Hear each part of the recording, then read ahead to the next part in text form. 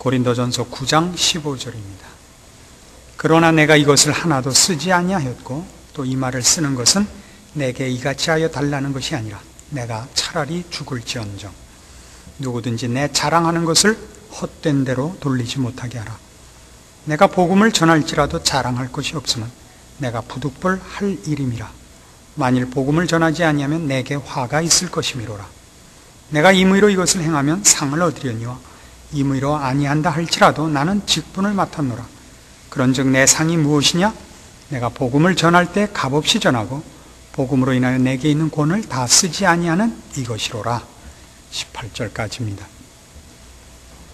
오늘 우리가 생각할 15절에서 18절까지 내용 속에는 이런 몇 가지 중요한 초점을 갖고 이 말씀을 생각해 봐야 될 것이 있습니다. 우선은 15절에 나오는 바와 같이 누구든지 내 자랑하는 것을 헛된 대로 돌리지 말라 하는 말씀입니다. 바울의 자랑거리가 있다고 하고 그러나 16절에 그러나 나는 자랑할 것이 없다 그런 얘기를 해요. 15절에서는 내 자랑을 헛된 대로 돌리지 말라 해갖고 그가 자랑할 것이 있다고 하고 16절에서는 내가 복음을 전하는 일에 자랑할 것이 없다. 왜냐하면 이건 내가 선택한 것이 아니라 하나님이 나를 불러서 맡긴 일이기 때문이다. 내가 자발적인 지원자가 아니라 하나님이 맡겨서 내가 수동적으로 임무를 맡은 것이기 때문에 자랑할 것이 없다. 그래 놓고는 18절에 가서는 내 상이 그럼 무엇이냐? 그리고 또 상급 얘기가 나와요. 그러니까 이제 이 문제를 잘 보시면 내 자랑이 헛되지 말게 하라는 얘기 속에 자랑할 것이 있다는 얘기가 있고 그러나 그 다음에 난 자랑할 것이 없다. 왜냐하면 이 일을 내가 어떤 의미에서 억지로 맡았기 때문이다. 그럼 억지로 맡았는데 무슨 자랑할 것이 있겠느냐? 그래 놓으면서 끝에 가서는 그러나 나에게 상급이 있다. 이렇게 얘기를 한단 말이에요. 그래서 이런 얘기들, 앞뒤가 맞아 보이지 않는 이 얘기들은 그 내용이 조금씩 다르기 때문에 그렇습니다. 표현과 쓰여진 단어는 비슷하지만 전혀 내용은 다르기 때문에 그런 것인데 그것이 무엇인가를 이제 하나의 문제로 놓고 15절에서부터 18절까지의 내용을 이제 생각하여 우리의 신앙에 도움을 받고자 합니다. 우리는 지난주에 이 사도 바울이 자신의 권리와 자유를 쓰지 않고 복음을 위하여 이 모든 것을 절제했다 하는 얘기를 했습니다. 그 얘기를 설명해 가면서 결국 목자란 하나님의 종으로서 부름을 받은 목자가 그 양떼에게 유익하기 위해서는 그가 모든 것을 절제하는 것이 당연하다 하는 내용을 살폈습니다. 그러나 여기에 제가 부언했던 것은 그 절제가 자신을 증명하거나 자신을 치장하는 절제일 필요는 없다는 얘기를 했습니다.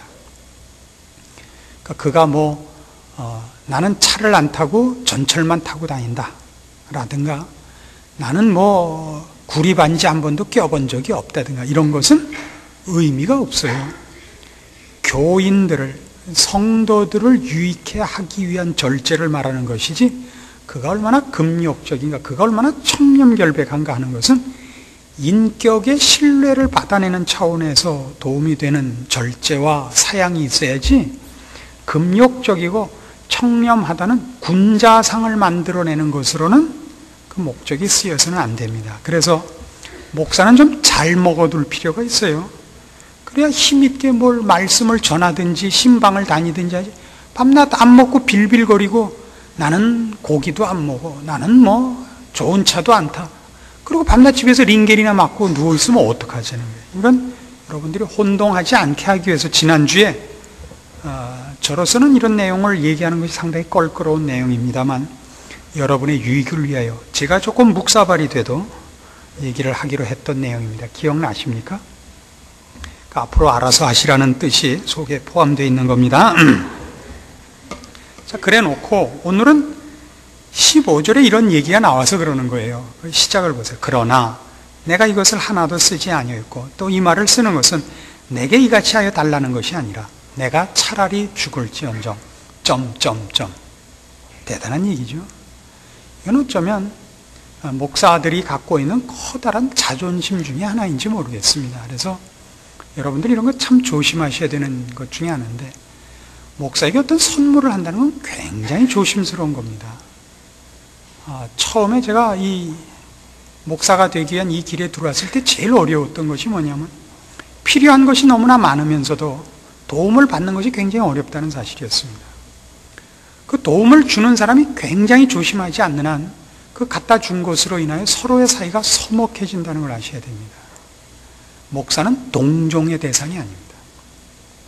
여러분이 목사에게 잘해줄 때는 그것이 교회와 하나님의 일을 위하여 라는 자세와 뜻을 갖고 하지 않으면, 모르겠습니다. 다른 분들은 어떤지 모르지만 저는 금방 알아먹죠. 여러분, 상당히 어려워집니다. 실제로 저희 교회가 시작했을 때 어떤 분이, 저와 상당히 친밀한 관계를 갖고 계시던 분이 저에게 아주 잘했습니다. 개척교회를 시작하는 마당이니까 많이 불편할 거라고 생각해서 많이 했는데, 그분이 그런 경제적인 도움을 저에게 준다는 것 때문에 본인이 많이 결례를 했습니다. 무례했던 때가 여러 번 있었는데, 제가 그 바람에 그분이 또 막무가내로 쳐들어와서 저를 좀 도왔다는 것 때문에 이렇게 무례하게 그래서 저도 발가락을 후벼서 피장파장 돼갖고 헤어졌죠. 이런 거 굉장히 조심해야 되는 겁니다. 저도 잘한 짓은 아닙니다. 그걸 제가 못 참았던 것도 사실입니다. 지금은 참습니다. 지금 잘 참는데, 저를 유혹하거나 시험에 들지 말게 해주십시오. 이건 나중에 오프 더 레코드입니다. 녹음해서 뺍니다. 편집하시는 분 꼭 빼세요. 자, 오늘 얘기로 갑시다. 자, 그러면서 자랑이 뭐냐 이거예요. 사도 바울이 고린도 교회에 보낸 이 편지를 쓸 때 제일 큰 문제가 뭐였느냐 하면, 고린도 교회 교인들의 지식과 자랑이었다고. 이 사람들이 헬레니즘의 영향을 받아서 자꾸 기독교를 어떤 쪽으로 오해를 하고 있냐면, 어떤 도를 깨우치는 걸로 오해를 하는 겁니다. 그래서 헬레니즘이란 뭐냐 하면, 이 정신이 육체에 갇혀서 억압되어 있는 것이 죄라고 생각을 하는 것 아닙니까? 그래서 이 죄된 육체로부터 정신이 자유를 얻는 것, 그리고 그런 자유를 얻는 어떤 도를 깨우치는 것이 헬레니즘의 가장 중요한 사상입니다. 그래서 이 사람들은 자꾸 깨우치는 것, 그래서 지식, 그걸로 인한 자유, 이것이 가장 큰 문제였어요. 그래서 나는 얼마나 많은 것을 알고 나는 얼마나 억압에서 벗어났는가, 나는 이제 어떻게 모든 문제에 대해서 말하자면 불혹이요, 이순이요, 우리나라 동양 사상에서 하는 그런 식의 사람이 됐는가. 그래서 심지어 어떤 것까지 있냐면 음행도 하는 거예요. 나는 이제 더 이상 육체에 속하지 않고 난 정신에 속해 있기 때문에 내 육체는 이제 뭘 해도 괜찮은 존재다 이거예요. 그래서 처음부터 이 고린도 교회 교인들을 향해서 쓴 이 편지에서는 끊임없이 이 자랑을 공격했던 것을 여러분이 기억합니다. 고린도전서 4장으로 갑시다. 고린도전서 4장 7절입니다. 누가 너를 구별하였느냐? 네게 있는 것 중에 받지 아니한 것이 무엇이냐? 네가 받았은즉 어찌하여 받지 아니한 것 같이 자랑하느냐? 너희가 이미 배부르며 이미 부요하며 우리 없이 왕노릇하였도다. 우리가 너희와 함께 왕노릇하기 위하여 참으로 너희의 왕노릇하기를 원하노라. 이 고린도 교회 교인들의 큰 지적사항이었단 말입니다. 바울 쪽에서 볼 때 너희들이 마치 너희 안에서 무엇을 얻은 것처럼, 너희가 무엇을 만들어낸 것처럼, 너희가 있는 지금의 지위와 수준에 너희가 노력해서 도달한 것처럼 그러느냐? 너희가 얻은 모든 것은 하나님이 은혜로 주신 것이다. 너희가 받은 바 구원, 너희가 이제 갖고 있는 약속, 영원한 약속들, 영원한 기업들, 깨우치면 모두 하나님이 주신 것이지 너희가 만든 것이냐? 너희가 어찌하여 너희가 만든 것 같이 자랑하느냐? 이 커다란 꾸중이었습니다. 그럼에도 불구하고 오늘 우리가 보는 이 본문 속에 있는 것 같이 사도 바울은 누구든지 내 자랑하는 것을 헛된 대로 돌리지 못하게 하라 하는 얘기를 합니다. 그래서 우리는 바울이 무엇을 자랑하는가 하는 것을 좀 깊이 이해할 필요가 있습니다. 바울의 자랑은 결론적으로 해서 이것입니다. 하나님이 나를 통하여 죄인들을 구원해내시고 하나님의 거룩한 존전에 쓰게 하기 위한 교회를 세우시며 그의 나라를 확장하시고 은혜를 베푸시는 일에 나를 쓰신다는 그의 자랑입니다. 이 자랑은 굉장히 다른 자랑이죠.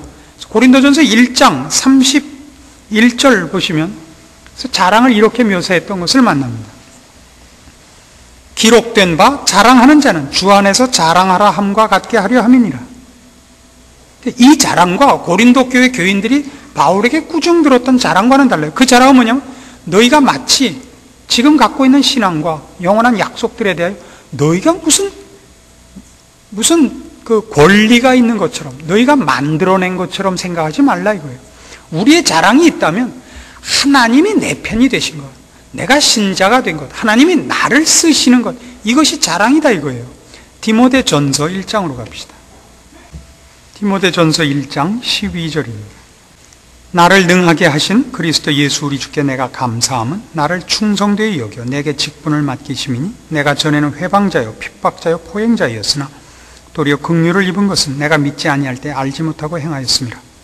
우리 주의 은혜가 그리스도 예수 안에 있는 믿음과 사랑과 함께 넘치도록 풍성하였도다. 미쁘다 모든 사람이 받을 만한 이 말이요 그리스도 예수께서 죄인을 구원하시려고 세상에 임하셨다 하였도다. 죄인 중에 내가 괴순이라. 그러나 내가 긍휼을 입은 까닭은 예수 그리스도께서 내게 먼저 일체 오래 참으심을 보이사 후에 주를 믿어 영생 얻는 자들에게 본이 되게 하려 하심이니라. 그의 자랑은 이겁니다. 바울은 스스로가 하나님 앞에 무슨 일로 부름받았는지를 정확히 합니다.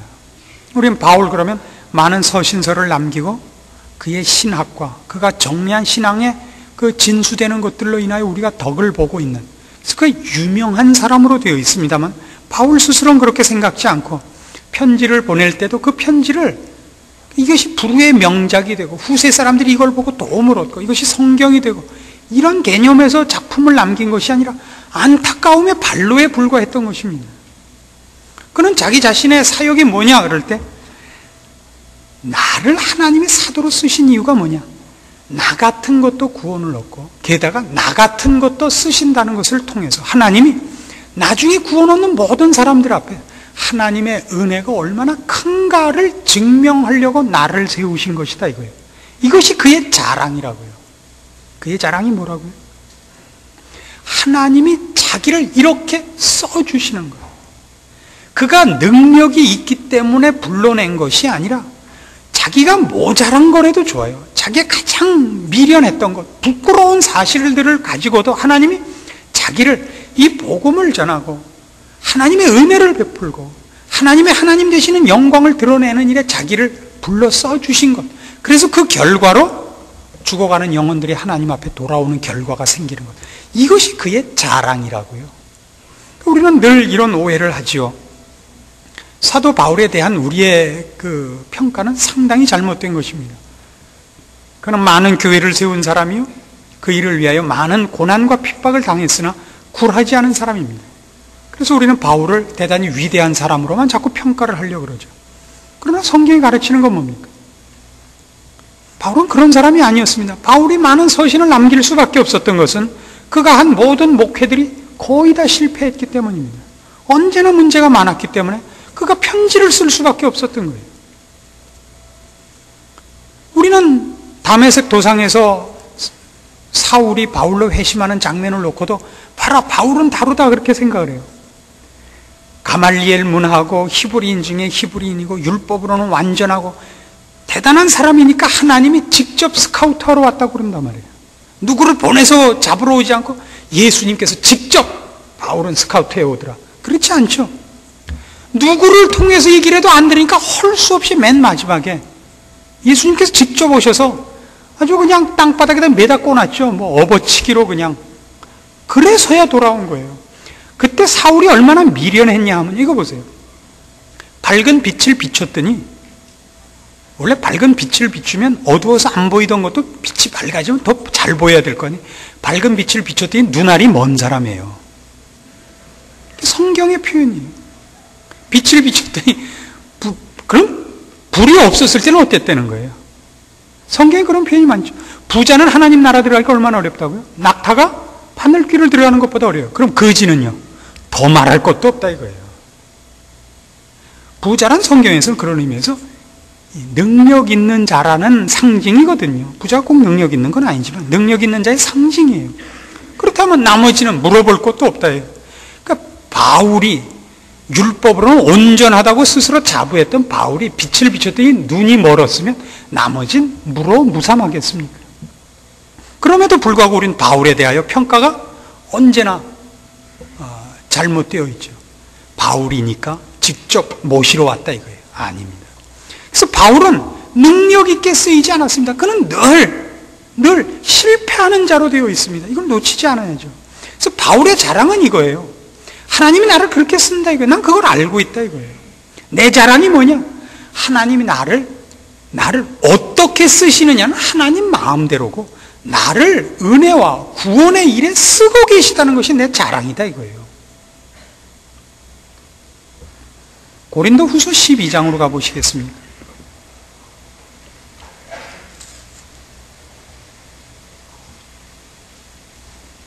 고린도후서 12장 7절 봅시다.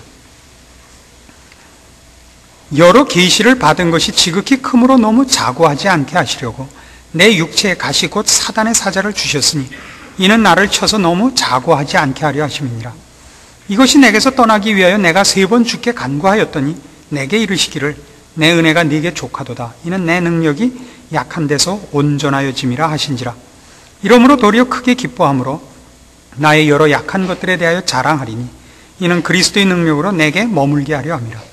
그러므로 내가 그리스도를 위하여 약한 것들과 능력과 궁핍과 핍박과 곤란을 기뻐하느니 이는 내가 약할 그때에 곧 강함이니라. 잘 보세요. 정확히 같죠? 바울이 갖고 있는 그의 자랑, 그의 기쁨은 이거예요. 주께서 영광 받으시고 주의 은혜가 드러나는 일을 위해서라면 나는 얼마든지 약해질 수 있다고요. 나는 얼마든지 오해를 받아도 좋고 나는 얼마든지 모멸과 능력과 오해와 괄세를 감수할 수 있다. 그리고 그것이 그에게는 자랑이라고요. 그에게는 그것이 자랑이라고요. 하나님이 나를 써주시고 하나님의 크신 은혜를 베풀기 위하여 나를 동참케 하신 것이 그의 자랑이지 사람들이 나를 평가하는 것은 그에게는 가장 중요한 문제가 절대로 아닌 것입니다. 그러나 이런 대목을 대할 때마다 우리는 어떻습니까? 우리의 대부분의 기도는 이겁니다. 하나님, 제가 하나님을 이렇게 열심히 믿어드렸는데 이게 무슨 망신입니까? 이게 제일 많지 않습니까? 그래서 교회 안에서 제가 가장 많이 요구하는 것도 이겁니다. 여러분들의 개인적인, 인간적인 자존심을 세우기 위하여 여러분은 하나님의 사역을 얼마나 많이 방해하고 있는지 모릅니다. 그래서 다시 한번 이런 말씀을 통해서 여러분을 간곡히 권하는 건 이겁니다. 여러분이 배운 표정과 세련미와 부와 지위에 대해서 여러분이 어떤 표를 갖고 교회에 나오면 금방 옆에 사람이 시험을 든다는 걸 제발 알아주십시오. 여러분이 옷을 세련되게 입고 나오는 거 그렇게 잘하는 짓이 아닙니다. 옷을 무슨 알파치노 같이 입고 나오지 마시고 그저 그렇게 입고 나오세요. 그냥 꿰지지 않은 옷 깨끗이 빨아 입고 나오세요. 여러분 보고 가난해지라는 얘기가 아닙니다. 여러분을 딱 봤을 때 거기서 하나님의 모습과 그 은혜와 구원이 표현되지 않고 이 사람 만만치 않구나 이 생각이 먼저 나지 좀 않게 해달라고요. 그게 가장 중요한 겁니다. 교회에서 제가 가장 두려워하는 사람이 뭐냐면 그 모든 것을 아는 것 같은 눈길을 하고 있는 사람이 그럼 딴 사람이 전부 어떻게 되면 저 사람이 혹시 내 속을 들여다보는 거 아닌가 싶어가지고 모두가 이렇게 가슴을 여미고 그냥 게슈타포 속에 있는 유태인 같이 하게 된단 말이에요. 이거 같이 손해는 없습니다. 그는 스스로 아무 죄도 지은 것이 없는 것 같지만 많은 교인들로 하여금 하나님 앞에 있는 그 진심을 꺼내놓는 모든 자세와 분위기와 기회를 박탈하는 것이 됩니다. 그래서 이렇게 얼굴에 쌩한 기운이 없기를 바라요. 얼굴이 그저 수더분하기를 바란다고. 이렇게 자기가 거울을 보시고 난 너무 잘생겼다 이렇게 생각이 들면 적당히 좀 감추고 나오세요. 어떤 목사님이 이제 해외의 어떤 다른 국가의 선교사로 잠깐 단기 선교사로 나가셨는데, 그래서 어떤 원주민 둘이 이제 결혼을 하기로 해갖고 개종한 사람이라서 목사님한테 주례를 부탁했답니다. 그래서 이제 주례를 결혼식을 해주고 나니까 묻더래요, 신랑이. 결혼 주례 사례를 얼마나 하면 되겠습니까? 그랬더래요. 그래서 신부가 얼마나 이쁘냐에 따라서 다릅니다. 그랬더니 자기 신부를 한번 다시 보더니 10불을 딱 주더래요. 그랬더니 목사가 주머니에서 5불을 거스름을 주더래요.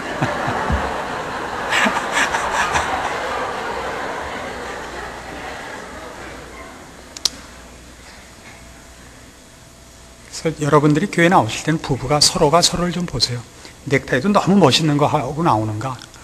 혹시 너무 큰 보석 반지를 끼진 않았는가? 좀 서로 챙겨주셔갖고 수수하게 하고 오세요. 이게 큰 겁니다. 이게 사도 바울의 자랑입니다.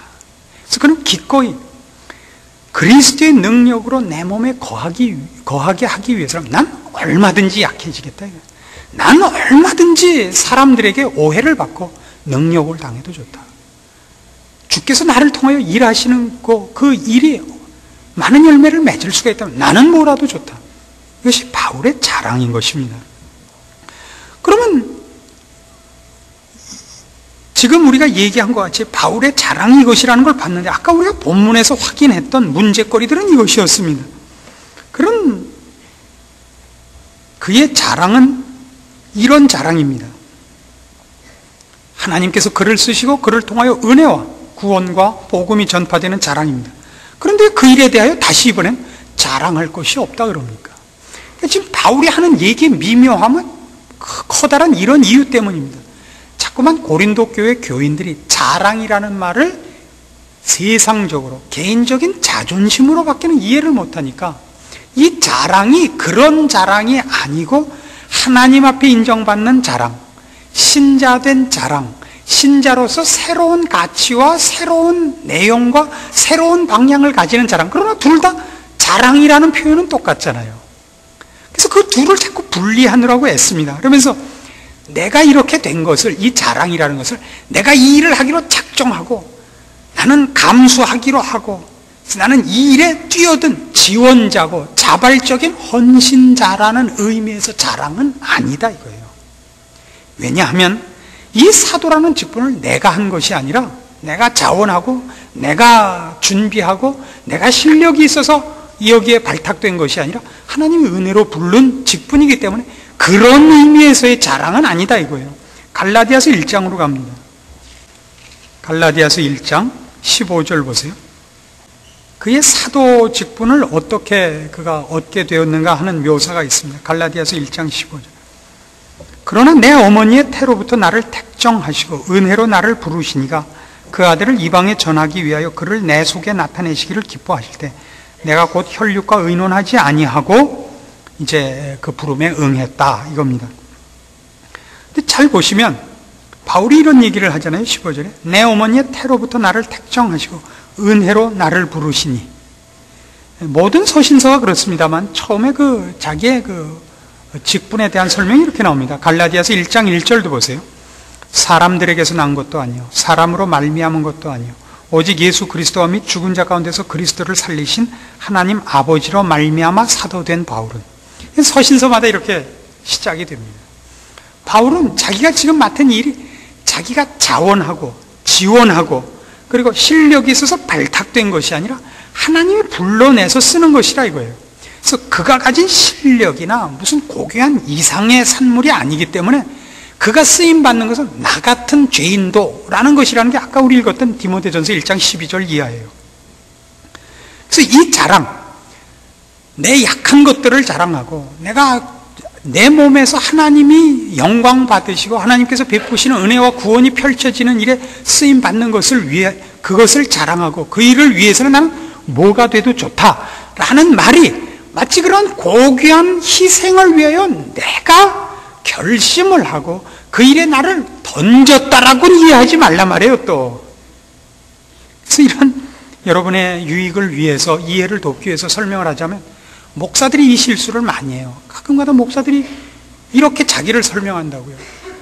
교우들을 위하여 그가 어떻게 밤잠을 자지 못하고 기도하는가, 그가 어떻게 금식을 하는가, 그가 어떻게 애를 쓰는가, 그가 어떻게 우는가, 그가 얼마나 몸부림을 치는가. 그 마치 자기가 모든 것을 자기를 위해 살 수 있는 걸 다 놔두고 교우들을 위해서 자기가 자발적으로 이 일에 뛰어든 것까지 얘기하는 것까지도 사실은 틀린 거예요, 표현이. 그 마음을 하나님이 주신 것은 크게 기뻐할 일이지만 그 모든 일의 기원자가 우리 인간이 아니라 말입니다. 저도 바울과 같이 똑같이 얘기할 수 있어요. 여러분이 저를 보시고 배우셔야 하는 것은 하나님이 저런 사람을 쓰는구나 해요. 제가 목회를 한다 그럴 때 아무도 믿지 않았어요. 6개월만 하면 내 손에 장을 지진다. 6개월 지나니까 뭐라 그랬게요? 1년 하면 내 손에 장을 지진다. 1년 하니까 3년. 지금 8년째거든요. 그러니까 10년 하나 보자. 저는 그 횟수를 늘리느라고 지금 모든 힘을 다 기울이고 있습니다. 그런 사람 중에 첫 번째 사람이 누군지 아십니까? 저희 어머니입니다. 저희 어머니가 저를 넌 목회 못한다, 네 성질로 못한다. 맞습니다. 이 직분은 인간이 가진 생리적인 본성이나 능력으로 할 수 없습니다. 그래서 여러분이 저를 보면 야, 우리 목사님이 성깔 있게 생겼는데 저걸 하는 거 보면 정말 하나님이 하시는 것이지, 이렇게 느끼셔야지. 우리 목사는 달라, 벌써 봐, 얼굴이 또릿또릿하잖아, 이러시면 안 되는 거예요. 이건 전혀 다른 겁니다. 근데 이걸 서로가 오해한단 말이에요. 목사 자신도 오해하고 성도들도 오해한다고요. 그렇지 않아요. 우리가 작정하고 일을 한 거 아니에요. 하나님이 부르신 겁니다. 그럼 이제 무슨 문제가 생기느냐? 그럼 당신이 자발적으로 그 일을 한 것도 아니라면, 그럼 당신이 하나님의 부름을 받아서 이 일을 말하자면 수동적으로 어쩔 수 없이 하게 된 이 일에 상급이 무엇 때문에 있겠느냐? 이런 문제가 생기죠. 그렇지 않습니까? 이 자랑 문제가 아주 교묘하죠. 이 자랑은 세상적인 자랑 아닙니다. 하나님의 자랑입니다. 근데 그 자랑이 하나님이 나를 통하여 영적인 열매들을 맺어내시고 구원을 넓히시는 그 사역, 이 일의 결과, 이 일의 은혜로우심, 이 일의 그 영생됨을, 그 가치를 자랑하는 것이지, 내가 이 일을 하기로 했다는 그의 헌신, 희생을 자랑하는 건 아니란 말입니다. 그럼 상급이 어디에 있냐 말이에요. 이 상급이 어디에 있느냐 속에, 이제 그렇다면 신자가 그의 생애 속에서 하나님의 부르심으로 살아야 하는 신앙생활 속에서 우리가 해야 할 일, 그래서 우리가 마땅히 이건 네가 잘했다 못했다라고 되어지는 우리의 노력 여하에 따라서 평가되는 상급의 핵심은 어디에 있느냐 하는 것입니다. 그것은 이제 우리 18절에 있는 바와 같이 본문에 돌아오셔서 고린도전서 9장 18절, 그런즉 내 상이 무엇이냐? 내가 복음을 전할 때 값없이 전하고 복음으로 인하여 내게 있는 권을 다 쓰지 아니하는 이것이로라, 이것입니다. 나를 증명하지 않고 주를 증명하기 위해서 내가 권리를 주장할 수 있고 나를 증명할 수 있는 모든 것을 복음을 방해하지 않기 위하여 포기하는 것, 이것이 상급이라 그럽니다. 이렇게 얘기해 보십시다. 여러분, 신자로서 신앙생활을 하면 제일 큰 시험이 뭐냐 하면 세상이 여러분 보러 당신 예수 믿지? 그리고 막무가내로 밀어붙이는 겁니다. 그래서 여러분이 가지는 시험 중에 가장 큰 게 이거 아니에요? 아니, 이 사람이 내가 예수 믿는다니까 뭐 아주 사람을 우습게 봐. 그렇지 않습니까? 그건 목사들에게도 똑같이 있어서 목사들도 이런 말을 자기도 모르게 해요. 내가 목사 안 하면 뭐 벌어먹을 데가 없는 줄 아십니까? 내가 기업을 했어도 내가 뭐 기무중만 못할 게 뭐예요? 이건 바보 같은 소리예요. 이건 완전히 머리큐 두 자리 이하예요. 그거는 정말 바보 같은 소리입니다. 내가 얼마나 능력 있는 사람인가, 그렇게 얘기를 하면 어떡해요? 능력이 있다 할지라도 내가 나가서 대우나 현대나 삼성을 일으키지 않고 아무리 작은 교회라도 복음을 맡았고 주의 영광을 증명하는 일을 맡은, 이거랑은 절대 아무것도 하고도 안 바꿔요. 이래야 그 사람이 괜찮은 목사죠, 안 그래요? 이 말만 하는 거 봐도 제가 괜찮은 사람입니다만 벌써 얼마나 생각이 달라요. 그렇지 않아요? 내가 다른 걸 했으면 벌써 이 나라 대통령이 되고 그런 모든 것을 그거라도 나는 일하고는 안 바꿔요. 일이 훨씬 중요하고 저는 일이 훨씬 고귀해요. 이렇게 해야죠. 안 그렇습니까? 여러분들도 마찬가지예요. 여러분을 증명하라고 세상이 여러분을 공격합니다. 여러분 가까운 사람이 공격하죠.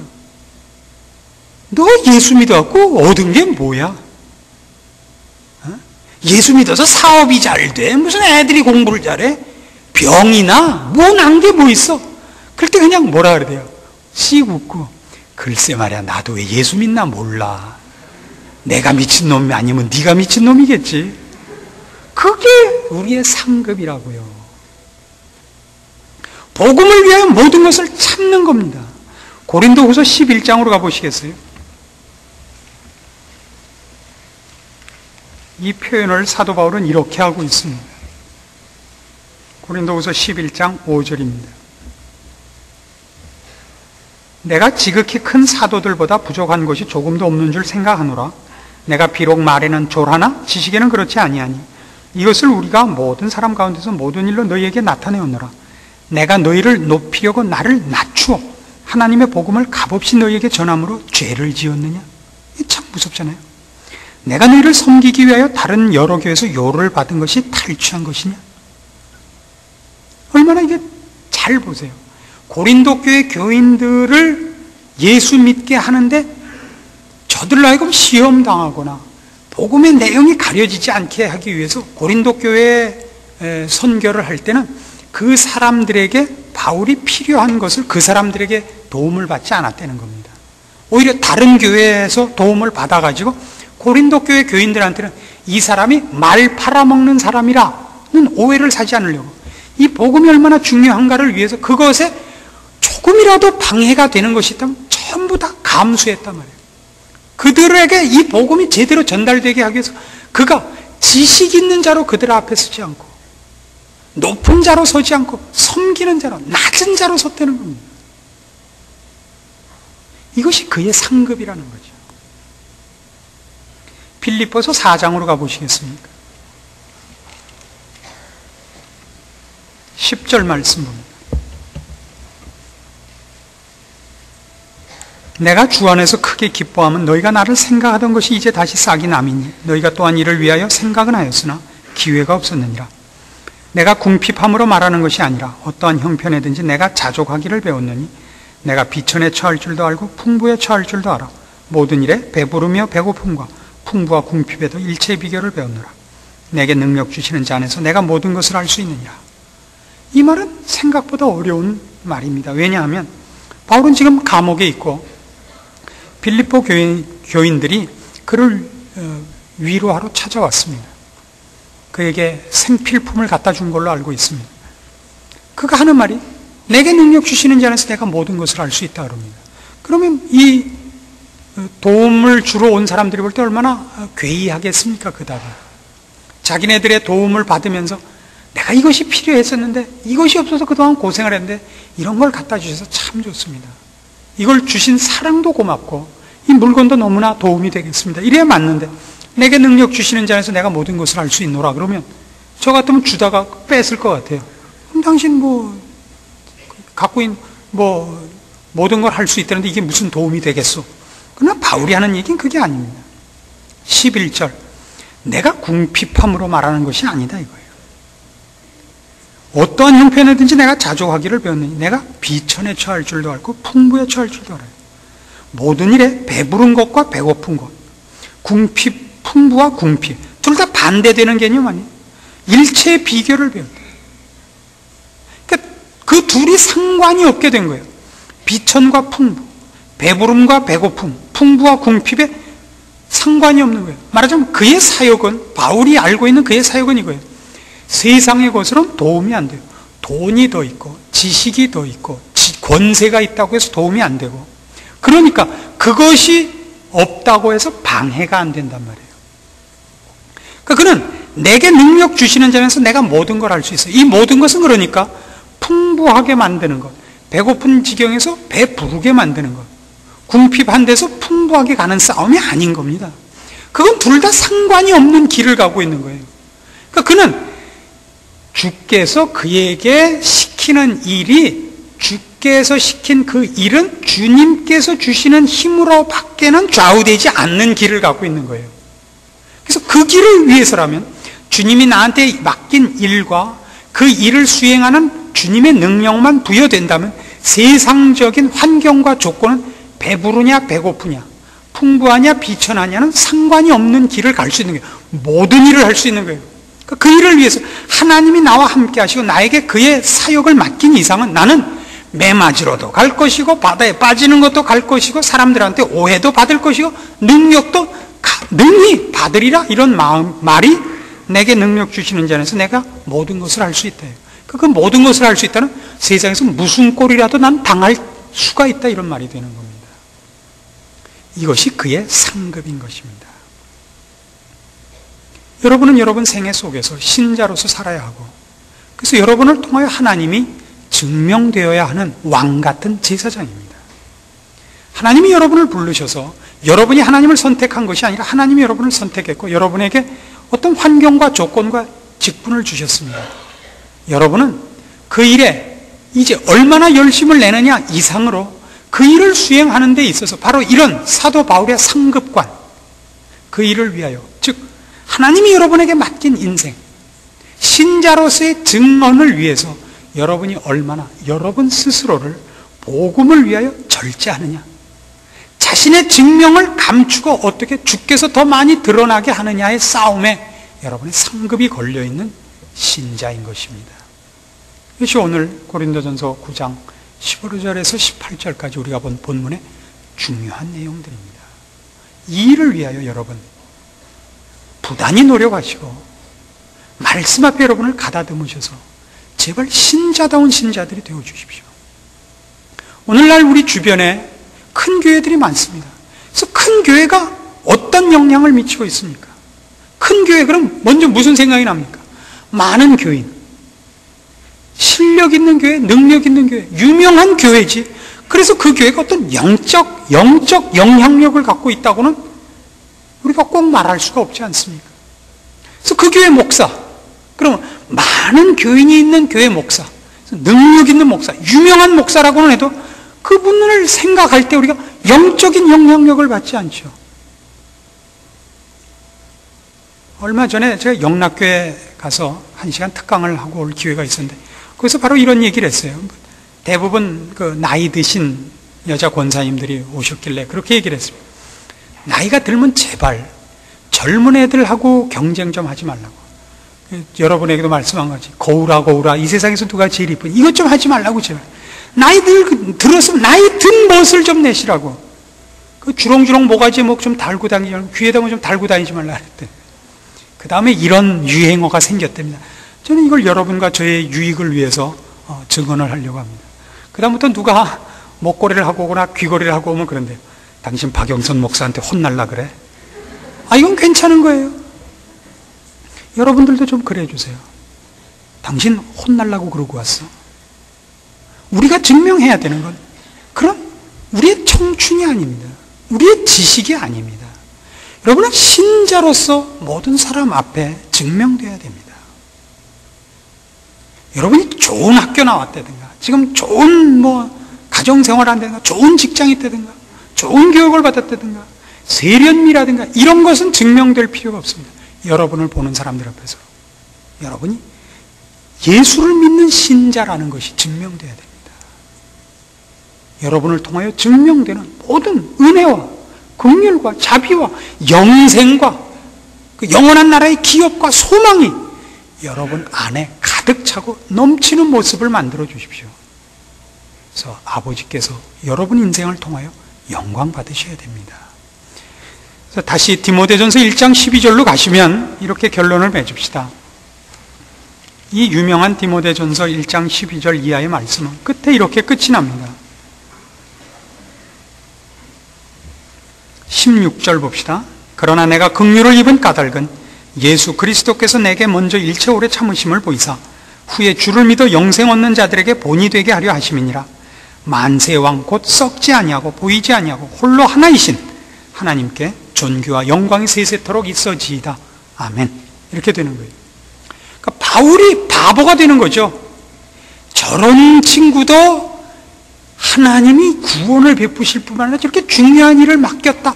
그래 져갖고 하나님이 영광을 받으신다고요. 하나님은 바울 같은 종이 있어서 좋겠다. 이렇게 안 되고 그렇게 되게 하지 말란 말이에요. 하나님이 바울을 통해 도움을 받은 것까지 되면 안 된다고요.